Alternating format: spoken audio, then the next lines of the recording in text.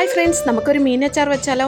അതിന് വേണ്ടി ഞാൻ ചൂര മീനാണ് ഇന്ന് എടുത്തിട്ടുള്ളത്. അതിനകത്ത് കുറച്ച് മുളക് പൊടി, ഒരു 2 ടേബിൾ സ്പൂൺ മുളക് പൊടി, അതുപോലെ പെരുംജീരകത്തിൻ്റെ പൊടി, കുരുമുളക് പൊടി, മഞ്ഞൾപ്പൊടി, ഇഞ്ചി വെളുത്തുള്ളി പേസ്റ്റ്, ആവശ്യത്തിന് ഉപ്പും കൂടെ ചേർത്ത് ഒരു അരമണിക്കൂർ റെസ്റ്റ് ചെയ്യാൻ വയ്ക്കുക. ഇതൊരു അരമണിക്കൂർ റെസ്റ്റ് ചെയ്തതിന് ശേഷം നമുക്ക് ഫ്രൈ ചെയ്തെടുക്കാം, ഓരോ ബാച്ചായിട്ട്. ഈ സമയം കൊണ്ട് നമുക്ക് കുറച്ച് ഇഞ്ചിയും വെളുത്തുള്ളിയും നമ്മൾ കട്ട് ചെയ്ത് വയ്ക്കുക.